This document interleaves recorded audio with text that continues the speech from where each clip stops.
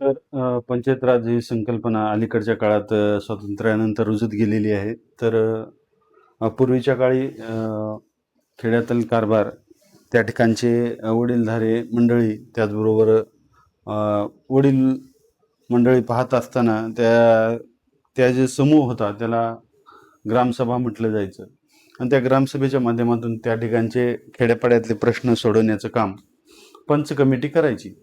तर त्या हळूहळू इंग्रजाच्या काळामध्ये या ठिकाणी नवीन संकल्पना तयार झाल्या आणि प्रत्येकाला न्याय मिळाला पाहिजे असं त्या ठिकाणी एक विचार निर्माण होत गेले आणि त्याच्यातून या ठिकाणी पंचायत राज याची संकल्पना तयार होत गेली. तर पंचायत राज ही संकल्पना काय आहे आणि पंचायत राजमधील जे महत्त्वाचे घटक आहेत ते आपल्याला या ठिकाणी पाहायचं आहे. पुनश्च तुमचं या ठिकाणी शिवाजी बोतीकर या यूट्यूब चॅनलमध्ये स्वागत. तर पंचायत राजचा इतिहास पाहत असताना पंचायत राज ही संकल्पना आपल्याला माहिती असणं आवश्यक आहे. तर पूर्वीच्या काळी ग्रामसभा होत्या परंतु त्याला अस्तित्व नव्हतं. म्हणजे जो व्यक्ती त्या ठिकाणी पात्र असेल 4 लोकांच्या म्हणण्यानुसार त्याच्या म्हणण्यानुसार या ठिकाणी किंवा त्यांची जी चौकडी असेल तर त्यांच्या म्हणण्यानुसार त्या ठिकाणी निर्णय घेतला जात असे. काही वेळेस त्यांना नावं मिळालेली होती ग्रामणी हाच समूह. आणि त्याच्यानंतर भारताने जसं भारतावर इंग्रजांनी 150 वर्ष राज्य केले, या 150 वर्षामध्ये भारतीय लोकांनी संघर्ष करून जो न्याय मिळवण्याचा प्रयत्न केला त्याच्यामधून एक संकल्पना उदयास आली. इंग्रजांनी हळूहळू त्यांचं अस्तित्व कमी करून या ठिकाणी आपल्या देशातील लोकांना न्याय देण्याचा प्रयत्न केला. अशा पद्धतीचं संकल्पना पुढे आली आणि त्यातूनच पंचायत राज ही संकल्पना पुढे आली.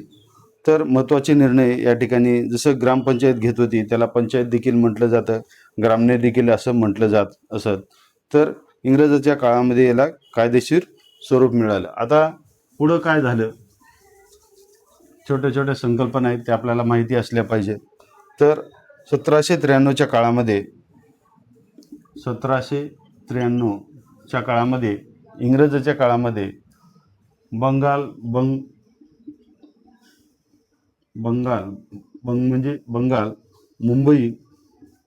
मुंबई आणि मद्रास या ठिकाणी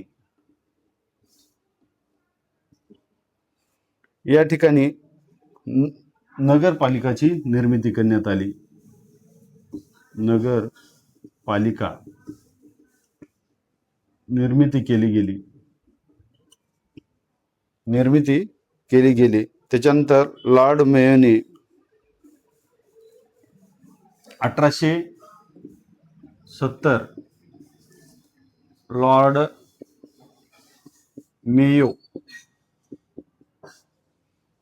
मेयो इंग्रज अधिकाऱ्याने गव्हर्नरने या ठिकाणी स्थानिक स्वराज्य संस्थेला आर्थिक सहाय्य देण्यासाठी स्थानिक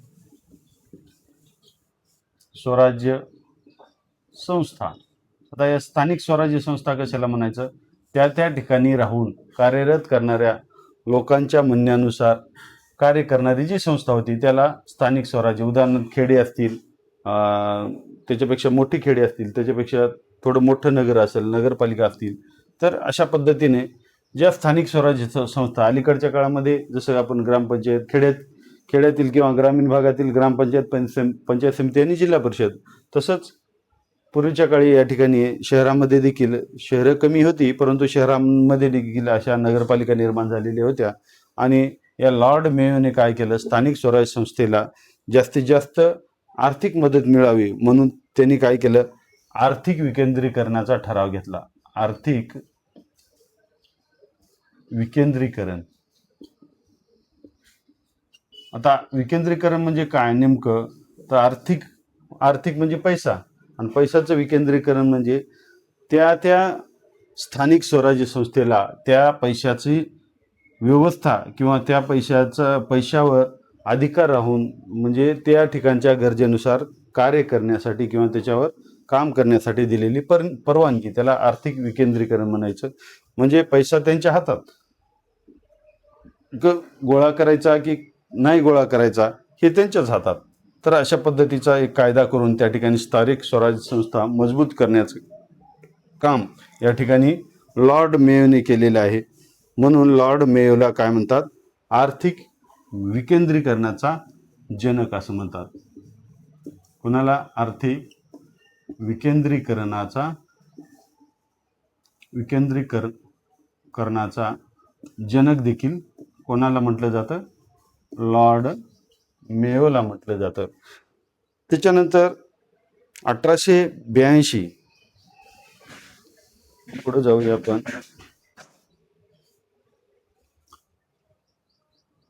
1882 ला या ठिकाणी लॉर्ड रिपन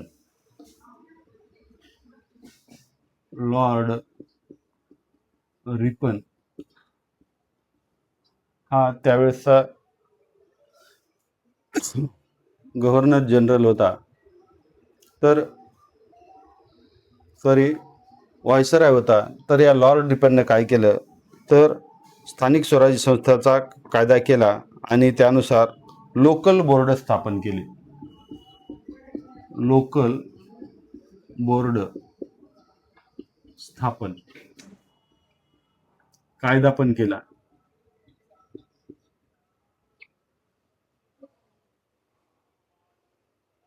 म्हणून लॉर्ड रिपनला स्थानिक स्वराज्य संस्थेचा काय म्हटलं जातं? स्थानिक स्वराज्य संस्थेचा जनक. आता या गोष्टी माहिती पाहिजे. प्रत्येक परीक्षेला या ठिकाणी याच्यावर प्रश्न विचारलेले जातात. स्थानिक स्वराज्य संस्थेचा जनक आणि आर्थिक विकेंद्रीकरणाचा जनक कोण जर म्हटलं तर या ठिकाणी ट्रिक्स आपली री. आता मे म्हणजे मेयो, इकडं विकेंद्रीकरण आहे, आणि री म्हणजे रिपन, इकडं जनक आहे. स्थानिक स्वराज्य संस्थेचा जनक, विकेंद्रीकरणाचा जनक आणि संस्थेचा जनक कायदा केल्यामुळं. अशा पद्धतीचे ट्रिक्स आहे. हे आपल्या या ट्रिक्समधून लक्षात राहू शकतं. परंतु तुम्ही जर तुमची ट्रिक्स लावली तर तुम्ही तुमच्या पद्धतीने पहा. तर अशा पद्धतीनं हे त्या वेळेस घडलेल्या घटना आहेत. म्हणून या ठिकाणी स्थानिक स्वराज्य संस्थेचा जनक किंवा पितामह देखील याला म्हटलं जात होतं. कोणाला? लॉर्ड रिपनला. त्याच्यानंतर त्याच्या पुढे जाऊन आपल्याला आणखीन काही गोष्टी पाहायच्या आहेत. ज्यांना याची माहिती घ्यायची आहे त्यांनी पुन्हा पुन्हा या ठिकाणी फिरू या गोष्टी पाहिल्या पाहिजेत.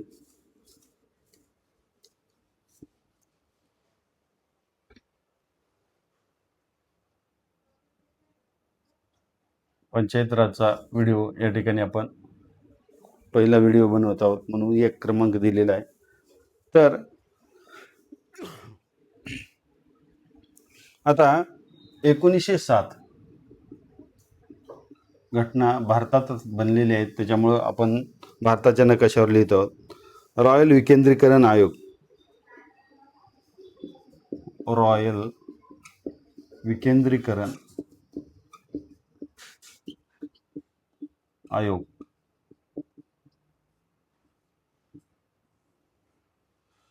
तर रॉयल विकेंद्रीकरण आयोग हा हॉब हाऊस यांनी मांडलेला आहे. तर त्याच्यानंतर 1919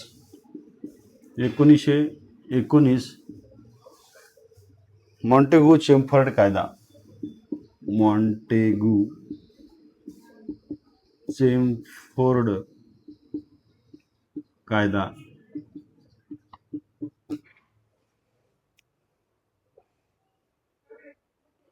तर या कायद्यानं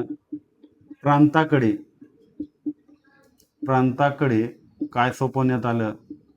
पंचायत राज संस्थाचा कारभार कार्यभार कोणाकडे सोपवण्यात आला? प्रांताकडे सोपवण्यात आला, जे की प्रांत आपल्या भारतामध्ये उपलब्ध होते. तेव्हापासून पंचायत राज हा विषय या ठिकाणी PRC पंचायत राज विषय हा राज्य सूचीमध्ये आहे.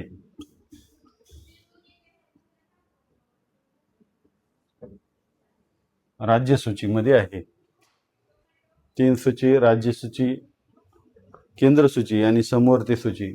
तर राज्य सूचीमध्ये या ठिकाणी हा विषय आहे. कोणता? पंचायत राज. आता पंचायत राजचा विकास कशा पद्धतीने झाले आहे ते आपण या ठिकाणी पाहूया. भारतात घडलेल्या घटना, त्याच्यामुळं आपण भारताच्या नकाशातून हे पाहत आहोत. तर हळूहळू त्याच्या ट्रिक्स वगैरे, पुढे येणारे किचकट जे विषय आहेत ते सोपे करून सांगण्याचा मी प्रयत्न करणारच आहे. परंतु आपल्याला माहिती असले पाहिजे कोण काय कशा पद्धतीने या ठिकाणी भारताला आकार देण्याचा प्रयत्न केला, त्यांच्याविषयी आपल्याला माहिती घ्यायची आहे. तर पंचायत राज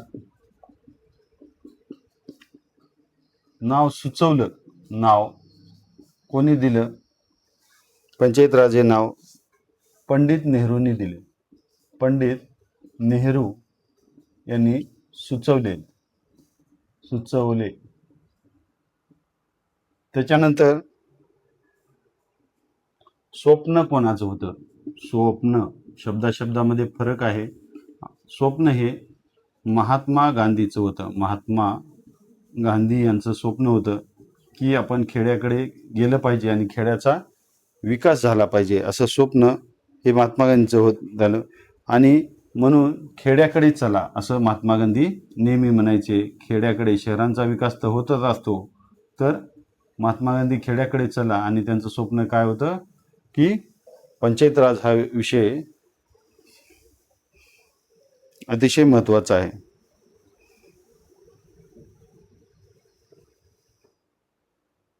तर पंचायत राज हा विषय राज्यसूचित आहे. तर राज्यशासन त्यावर अतिशय उत्कृष्टरित्या आपल्या याच्यामध्ये अधिकारात वेगवेगळे कायदे तयार करू शकतं. तर कलम 40 नुसार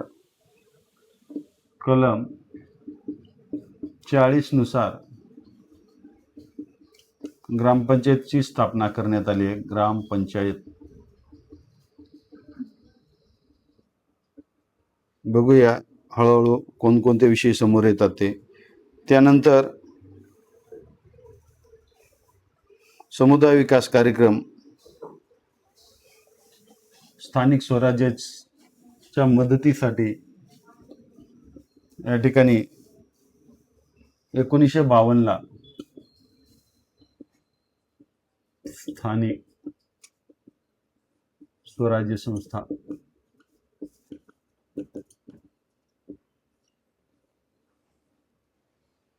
स्वराज्य संस्था विकासासाठी समुदाय विकास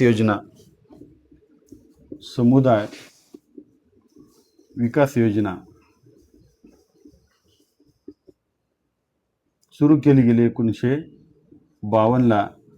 त्याच्यामध्ये अमेरिकेची मदत मिळालेली आहे. त्याच्यानंतर 1953 राष्ट्रीय विस्तार सेवा ची स्थापना झालेली आहे. आणि त्याच्यानंतर पंचायत राज सुरू करण्यासाठी 1957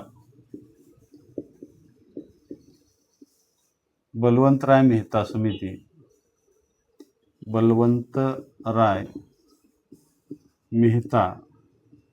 समिती स्थापन केली गेली 1957.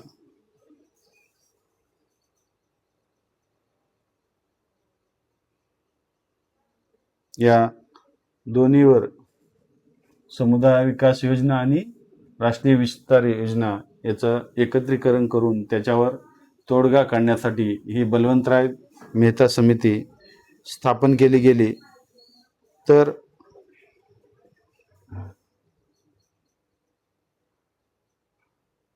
त्याच्यानंतर आपण पुढे जाऊया.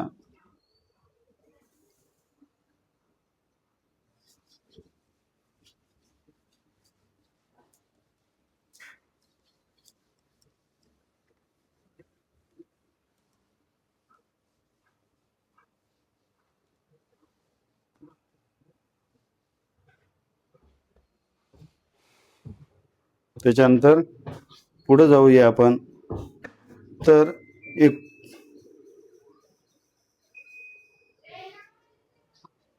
2 ऑक्टोबर राजस्थान प्रथम 2 OCT ऑक्टोबर 1959 या ठिकाणी पंचायत राज स्वीकारणारे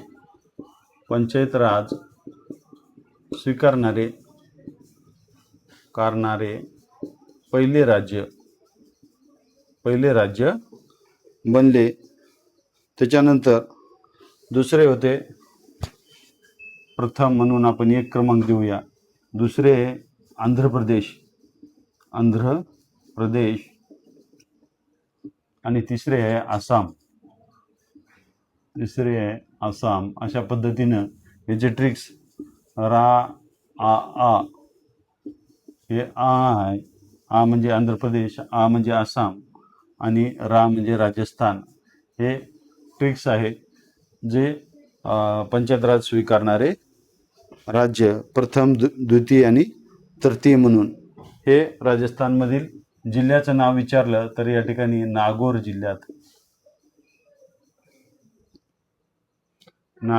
जिल्हा.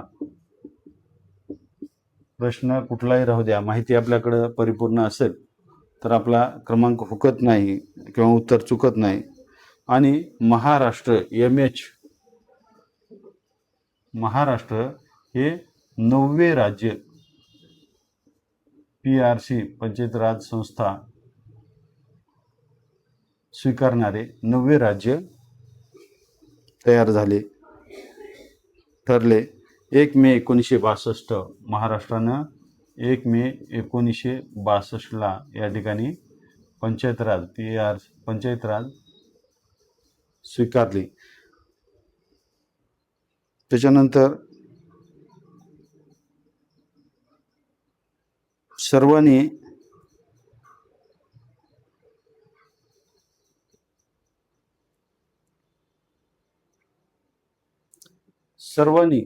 म्हणजे केंद्र सरकार आणि महाराष्ट्र सरकार यांनी पंचायत राज संस्था किंवा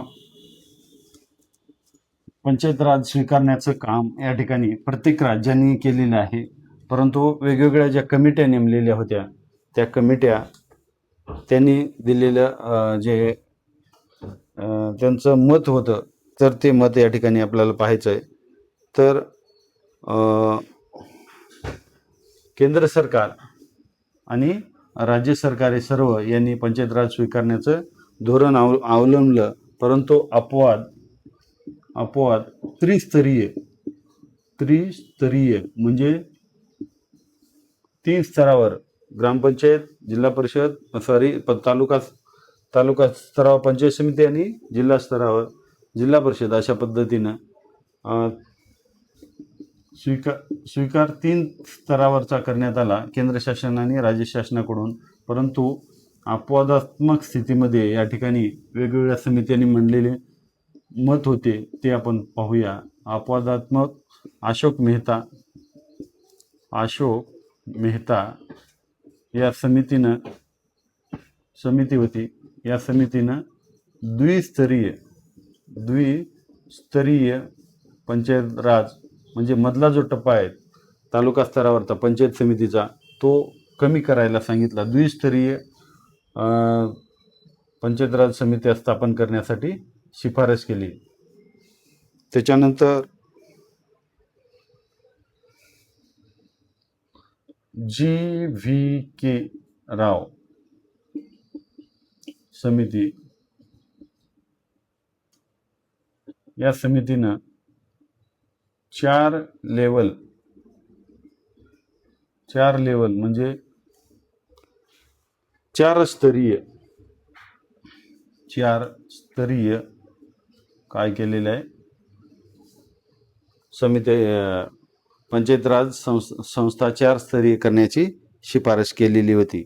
आता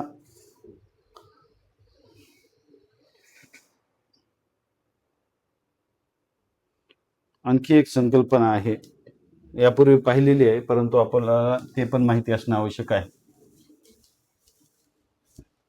आता पंचायत राज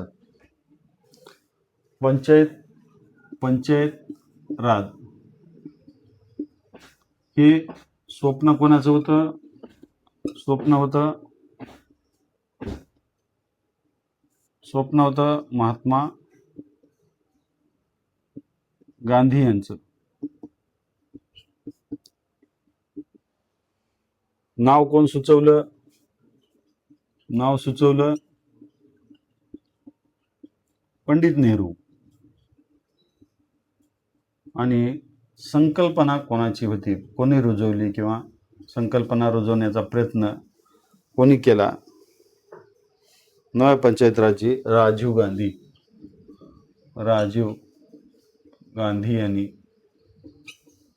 ही संकल्पना जी आहे कोणती, पंचायत राज संकल्पना स्थापन करण्याची संकल्पना ही राजीव गांधीची होती. आता आपण वेगवेगळ्या जे समित्या होत्या स्थापन केल्या गेल्या होत्या त्यांचं म्हणणं काय आपण थोडक्यामध्ये या ठिकाणी पाहायचंय आपल्या सर्वांना.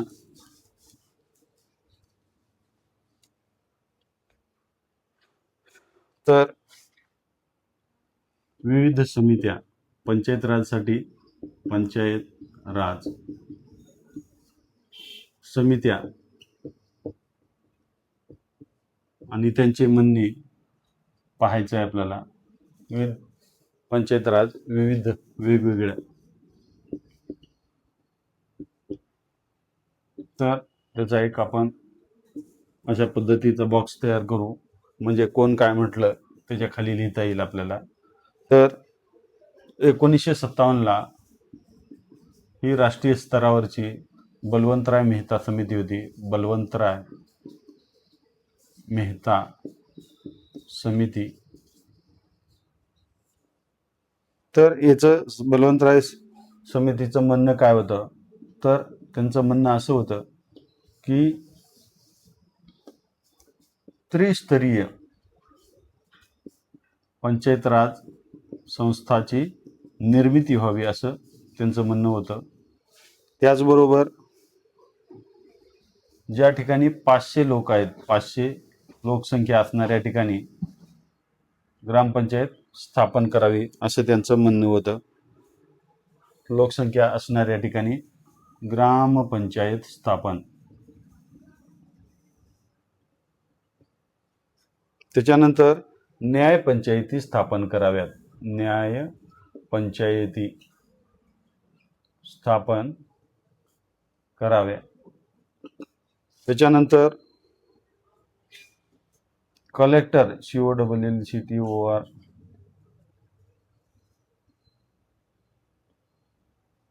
कलेक्टर हा ZP चा अध्यक्ष असावा. आता हे आहे का, तर कलेक्टर हा ZP चा अध्यक्ष नाही, म्हणजे ही गोष्ट या ठिकाणी महाराष्ट्राने स्वीकारलेली नाही. आपल्याला माहिती असावं. आणि कोणी विचारलं जाते कलेक्टर हा ZP चा अध्यक्ष असावा असं कोणत्या समितीनं सांगितलं होतं, तर ते आपल्याला माहिती असायला हवं. त्याच्यानंतर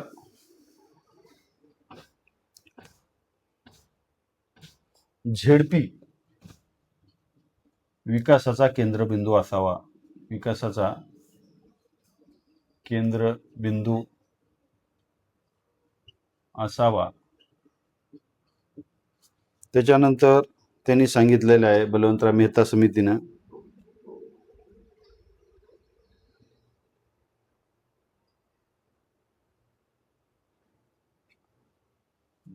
जीपी, जीपी म्हणजे ग्रामपंचायत सदस्य. ग्रामपंचायत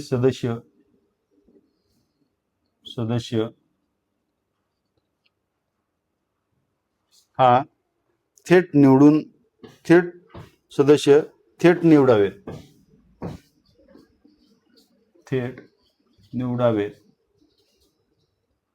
आणि पंचायत समिती PS, पंचायत समिती प्लस झडपी जिल्हा परिषद हे सदस्य अप्रत्यक्षपणे निवडावे. अप्रत्यक्षपणे म्हणजे लोकांनी निवडल्यानंतर त्याच्यावर आणखीन निवड, अशा पद्धतीची म्हणणं या ठिकाणी 1957च्या या बलवंतराय मेहता समितीचे होते. त्यांचं मत होतं. त्यांनी तर रिपोर्ट मला वाटतं 220 का 221 शिफारशी त्यांनी केलेल्या होत्या. त्याच्यातल्या महत्त्वाच्या शिफारशी आपण या ठिकाणी तुमच्यासमोर मांडलेल्या आहेत. त्याच्यानंतर पुढची समिती घेऊया. 1977ची समिती जी होती ती अशोक मेहता समिती.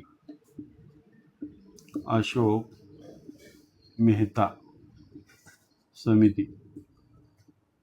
आता अशोक मेहता समितीनं काय शिफारशी केल्या? अशोक मेहता समितीनं शिफारशी केलेल्या आहेत त्या काही न स्वीकारलेल्या मी तुमच्या नजरेस आणून देतो. द्विस्तरीय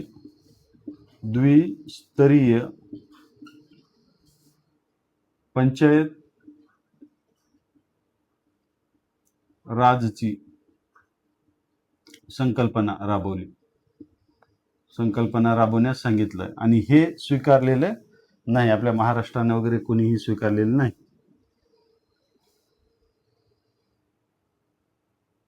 द्विस्तरीय हे महाराष्ट्राने स्वीकारलेलं नसल्यामुळे आपण इथं फुल्ले देतो.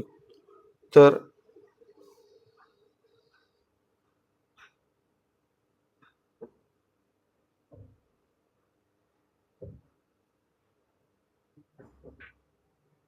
त्यांनी सांगितलेलं आहे द्विस्तरीय म्हणजे झेडपी जिल्हा परिषद प्लस मंडल पंचायत अशा पद्धतीने त्यांनी आराखड्यात बनवून दिलेला होता. त्याच्यानंतर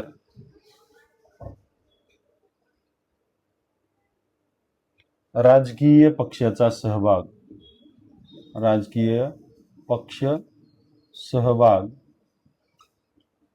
त्यांनी सांगितलेला होता. त्याचबरोबर पंचायत राजला कर उभारणीचे अधिकार देण्यात यावे असे सांगितलेले आहे. एक पंचायत राजसाठी PRC साठी मंत्री नेमावा हे स्वीकारलेलं आहे का? नाही. पंचायत राजसाठी पुन्हा द्विस्तरीय पंचायत राजची संकल्पना त्यांनी सांगितली होती, परंतु ते स्वीकारलेलं नाही.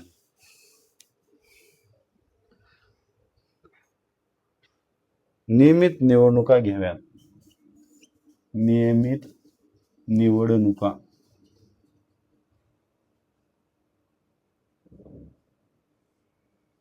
घ्याव्या अशा पद्धतीची शिफारस त्यांनी आणि PRC ला म्हणजे पंचायत राज कमिटीला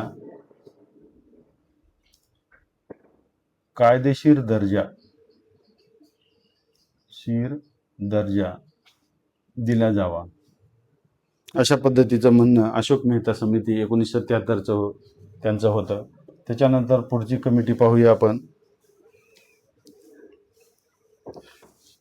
1985 GVK राव समिती.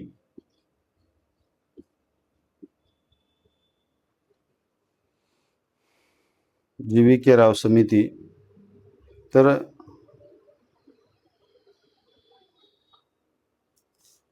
त्यांनी ज्या शिफारसी सांगितल्या त्या अशा की झेडपीचा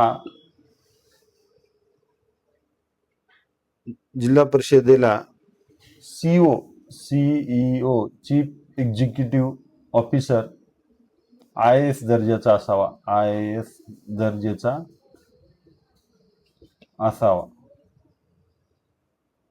असावा.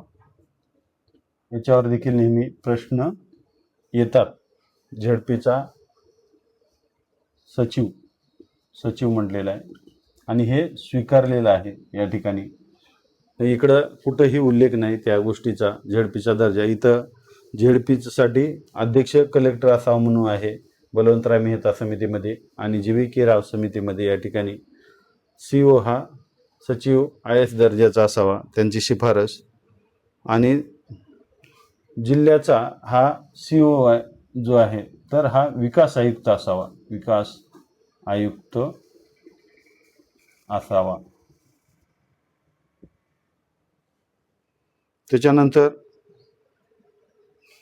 त्यांनी सांगितले जिल्हाधिकाऱ्याला अधिकार, झेडपीमध्ये जिल्हाधिकाऱ्याला अधिकार नसावे. जिल्हाधिकारी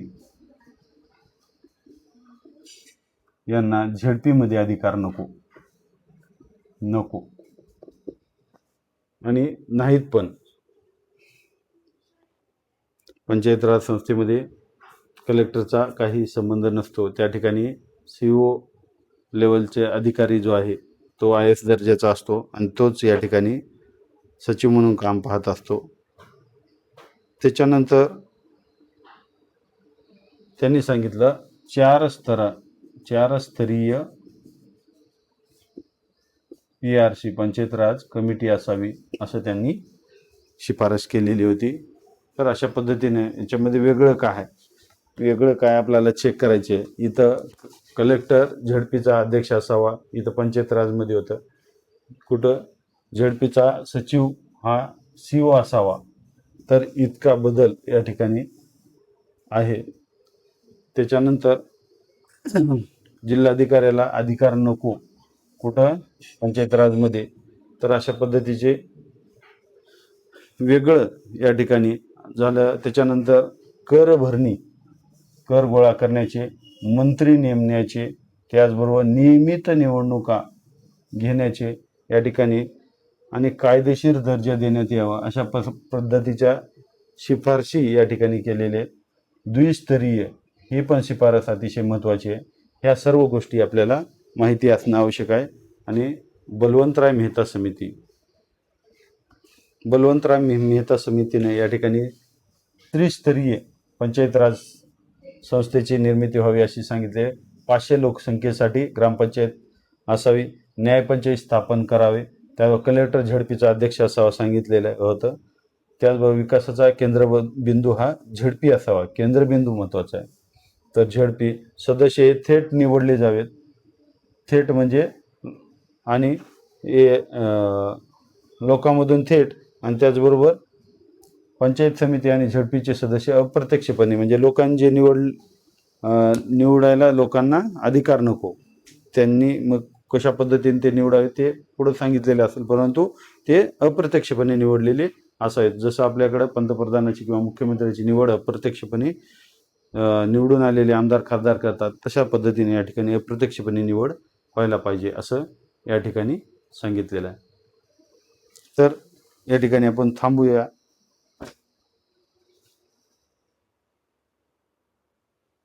त्याच्यानंतरच्या पंचायत राज समित्या, ज्या पंचायत राज समित्यावर कशा असाव्यात यासाठी नेमलेल्या ज्या कमिट्या होत्या त्याच्यामधल्या काय महत्त्वाच्या कमिट्या आहेत आणि महत्त्वाचे गोष्टी या ठिकाणी तुमच्या समोर आणणार आहे.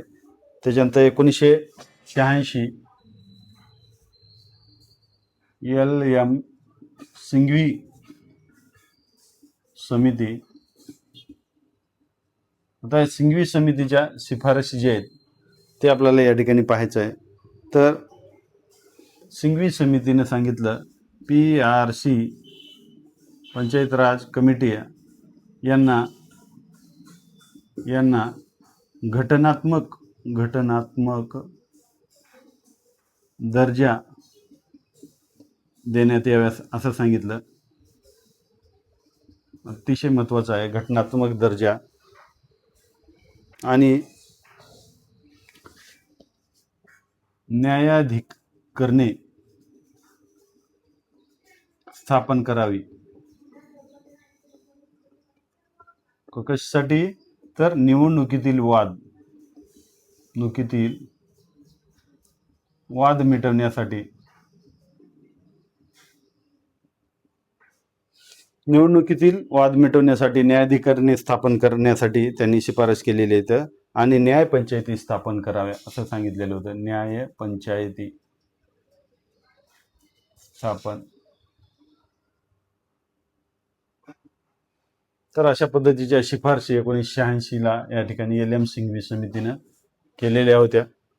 त्यांना पंचायत राज समितीला घटनात्मक दर्जा देण्यात यावा, न्यायाधिकरणे स्थापन करावीत आणि त्याचबरोबर न्यायपंचायत स्थापन कराव्यात. आता 1986 नंतर 1988 थंगन समिती स्थापन केली गेली होती. आता थंगन समितीनं मांडलेल्या शिफारशी पहिली जी आहे ते घटनात्मक दर्जा, पंचायत राज समित्यांना घटनात्मक दर्जाची शिफारस केलेली आहे. त्याच्यानंतर पंचायत राज PRC पंचायत राज संस्थांचा कार्यकाल 5 वर्षाचा असावा. हे अतिशय महत्वाचं आहे. 5 वर्षाचा. हे याच्या अगोदर नियमितपणे घ्यावा असं उल्लेख आलेला आहे, परंतु 5 वर्षाचा असावा हे थंगन समितीने सांगितलेलं आहे. ते आपल्याला या ठिकाणी माहिती असं. इथं दिलेलं आहे महिलांना आरक्षण द्यावे. आता याच्यावर पण प्रश्न येऊ शकतो, द्यावे. आणि त्याच्यानंतर वित्त आयोग स्थापन करावा. आता वित्त आयोग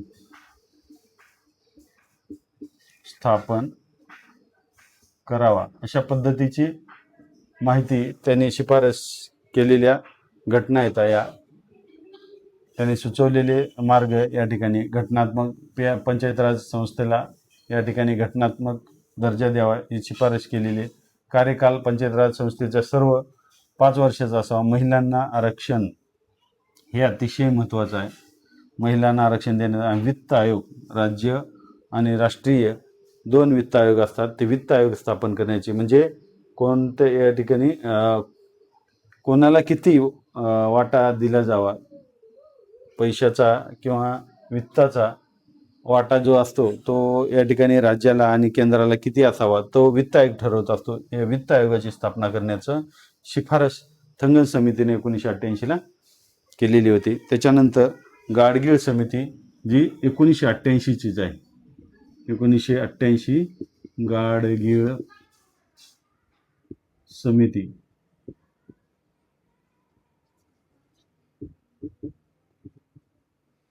तर असं ट्रिक्स या दोन्हीची बनू शकते. 1988च्या समिती येतात थंगा अशी ट्रिक्स तयार होऊ शकते का?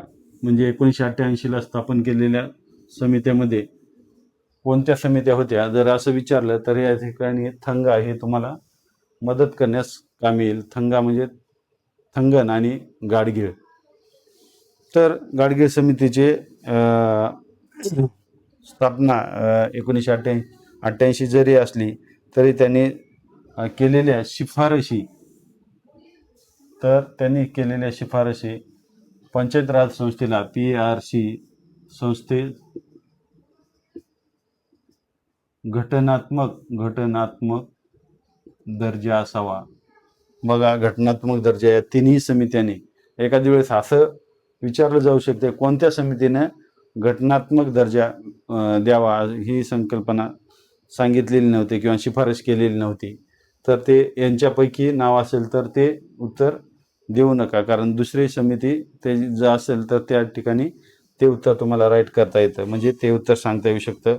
त्याच्यानंतर 5 वर्षाचा कार्यकाळ. 5 वर्ष कार्यकाळ, पंचायत राज संस्थेचा कार्यकाल हा 5 वर्षाचा असावा. त्याच्यानंतर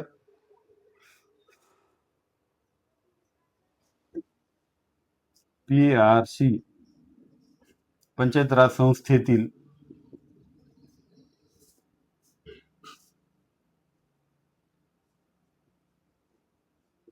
सदस्य थेट, आता याच्या अगोदर थेट म्हणजे अप्रत्यक्षपणे नाही, डायरेक्ट लोकांकडून थेट निवडून यावेत. आता हा प्रश्न नेहमी विचारला जाऊ शकतो की कोणत्या समितीने सांगितलं की पंचायत राज कमिटीतील सर्व सदस्य म्हणजे जिल्हा परिषद, पंचायत समिती आणि ग्रामपंचायत, त्याचबरोबर नगर परिषदेतील सर्व सदस्य हे थेट निवडलेले असावेत, जनतेकडून थेट निवडलेले असावेत, म्हणजे जनताच निवडून देईल असं कोणत्या समितीने सांगितलेलं आहे, शिफारस केलेली होती असं जर विचारले प्रश्न, हे आपल्याला गाडगीळ समितीचं उत्तर लिहावं लागेल. तर त्याच्यानंतर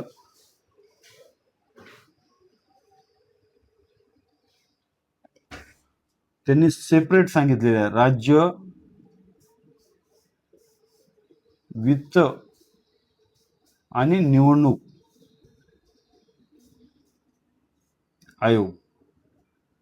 आयोगामध्ये त्यांनी सांगितलेलं आहे की राज्य आयोगामध्ये राज्यामध्ये वित्त आयोग वेगळा आणि निवडणूक आयोग वेगळा याची नेमण्याची शिफारस किंवा स्थापन करण्याची शिफारस केलेली आहे. आणि त्यांनी या ठिकाणी थंगन समितीमध्ये आरक्षण होतं, परंतु इथं थंगन समितीत महिलांना आरक्षण होतं, परंतु आरक्षण इथं प्रवर्गाला असावं, आरक्षण दिलं जावं, सर्व घटकांना आरक्षण मिळावं. सर्व म्हणण्यापेक्षा जे मागास घटक असतील त्यांना आरक्षण दिले जावे अशा पद्धतीची शिफारस या ठिकाणी गाडगीळ समितीने केलेली आहे. तर अशा पद्धतीने या ठिकाणी आपल्याला पाहायचं आहे की नेमकं कसा प्रश्न येऊ शकतोय. आता याच्यातले समान काय, घटनात्मक दर्जा या ठिकाणी समान आहे, घटनात्मक दर्जा, आणि ही या ठिकाणी पण घटनात्मक दर्जा. तर कार्यकाल या दोन समित्यांनी सांगितलं की 5 वर्षाचा कार्यकाल, सेम हे बघा 5 वर्षाचा कार्यकाल असावा. आता पूर्वी इथं आरक्षण महिलांना होतं थंगन समितीमध्ये, परंतु इथं SC ST आणि मागासवर्ग जे आहे, फरक बघा, मागासवर्ग, तर इथं फरक काय, तर इथं फक्त महिलांना आरक्षणाची शिफारस केलेली होती, परंतु इथं SC ST आणि मागासवर्ग, SC ST आणि मागासवर्ग यांना आरक्षण दिले जावं असं या ठिकाणी देण्यात आलेलं होतं. आणि इथं वित्त आयोग होता कुठं, थंगन समितीमध्ये.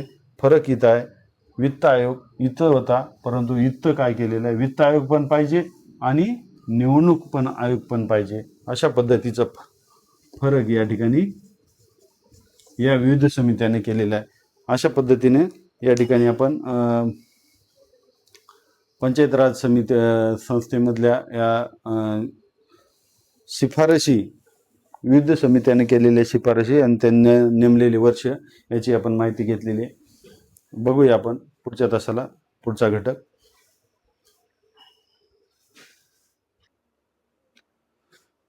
तर विविध पंचायत राज समित्या त्यांनी मांडलेली मतं या ठिकाणी मी तुम्हाला सांगणार आहे. तर 1957 ला नेमलेली पंचायत राज समिती, बलवंतराय मेहता समिती, तिनं पुरस्कार केला त्रिसदस्यीय पंचायत राज संस्था निर्माण करण्यासाठी पुरस्कार केले त्यांनी. त्याचबरोबर 500 लोकसंख्या असलेल्या ठिकाणी ग्रामपंचायत स्थापन करणे, न्यायपंचायत स्थापन करणे, कलेक्टर हा झेडपीचा अध्यक्ष असावा असं सांगितलं, स्वीकारलेलं नाही. झेडपी विकासाचा केंद्रबिंदू असावा सांगितलं. ग्रामपंचायत सदस्य थेट निवडण्यास सांगितले आणि पंचायत समिती आणि जिल्हा परिषदेचे सदस्य हे अप्रत्यक्षपणे निवडण्यास सांगितलं. काय स्वीकारले, स्वीकारलं नाही. कलेक्टर हा झेडपीचा सदस्य अध्यक्ष असावा हे स्वीकारलेलं नाही. आणि पंचायत समिती आणि झेडपीचे सदस्य हे पण प्रत्यक्ष निवडले जातात हे पण स्वीकारलेलं नाही. तर अशा पद्धतीने बलवंतराय मेहता समितीने केलेल्या शिफारशी होत्या. 1977ची समिती होती, अशोक मेहता समिती.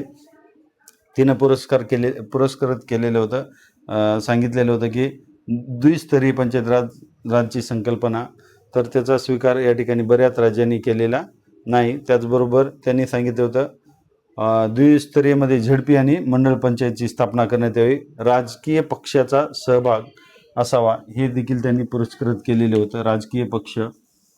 त्याचबरोबर कर उभारणीचे अधिकार या ठिकाणी पंचायत राज संस्थेला देण्यात यावेत.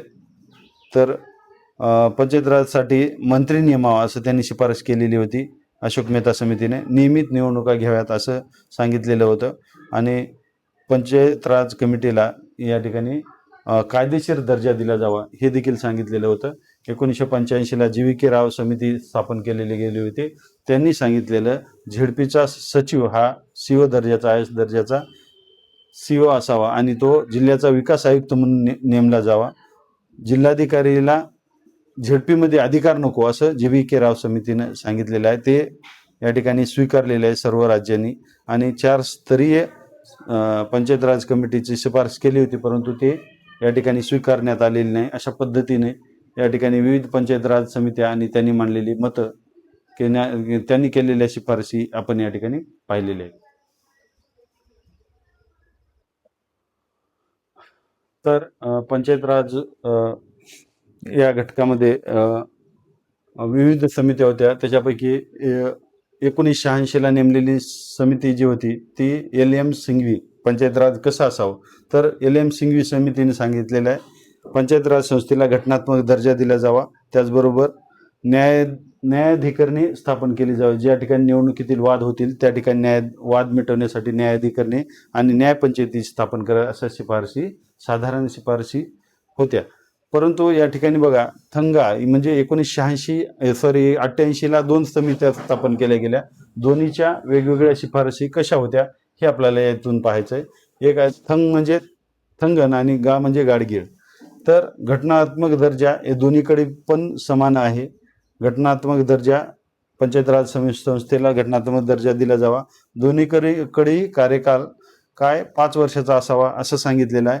इथं थंगन समितीमध्ये फक्त महिलांना आरक्षण, परंतु महिलांसोबत या ठिकाणी गाडगीळ समितीमध्ये सांगितलेलं आरक्षण हे SC ST आणि मागासवर्ग यांना असावं असं या ठिकाणी सांगितलेलं आहे. इथं थंगन समितीमध्ये सांगितलेलं आहे की वित्त आयोग स्थापन केला जावा, परंतु गाडगीळ समितीमध्ये वित्त आयोगासोबत कोणता निवडणूक आयोग देखील स्थापन केला जावा ही माहिती या ठिकाणी सांगितलेली आहे. मग त्या समित्यानं सरकारला शिफारस केलेली होती पंचायत राज संस्थेमध्ये अशा पद्धतीचे बदल व्हावेत. थांबूया. धन्यवाद.